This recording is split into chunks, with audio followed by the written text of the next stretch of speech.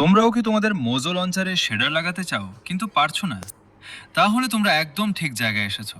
আজকে আমি শেখাবো তোমরা কিভাবে মোজো লঞ্চারে শেডার লাগাবে।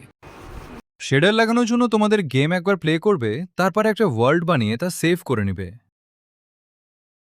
তারপরে গুগলে গিয়ে সার্চ করবে মডরেন্থ। প্রথম সাইডে ক্লিক করবে, এখান থেকে মডস সিলেক্টেড করে নেবে। এখান থেকে 4টা মড ডাউনলোড করতে হবে। 3টা মড তোমরা প্রথমে পেয়ে যাবে। ডাউনলোড করার জন্য মডের উপর ক্লিক করবে, ডাউনলোড অপশনে ক্লিক করে ভার্সন সিলেক্ট করবে, তার ডাউনলোড করে নিবে। এভাবেই বাকি মডগুলো ডাউনলোড করে নিবে।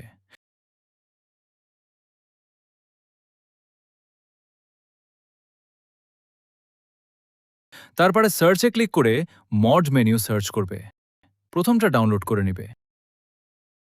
তারপর মোজো লঞ্চারে গিয়ে ওপেন গেম ডেম ডাইরেক্টরি এখানে ক্লিক করবেন। তারপর 3 ডট ক্লিক করে ডাউনলোড অপশনে যাবে। এখান থেকে মোডগুলো সিলেক্ট করে আবার 3 ডটে ক্লিক করবে। মোজো লঞ্চার সিলেক্ট করে ইনস্ট্যান্সে যাবে। তারপর তোমার ফেব্রিক সিলেক্টে করে নিবে। এরপর মোর অপশনে গিয়ে মোডগুলো মুভ করে দিবে। তারপর গেমটা একবার প্লে করে নিবে। আবার মোজো লঞ্চারে এসে ওপেন গেম ডাইরেক্টরিতে ক্লিক করবে। এরপর ডাউনলোড করা শেডারগুলো সিলেক্টেড করে মুভ করে নিবে।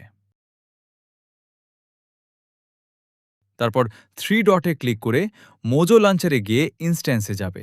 এখান থেকে ফেব্রিক সিলেক্টে করে শেডার প্যাকে যাবে।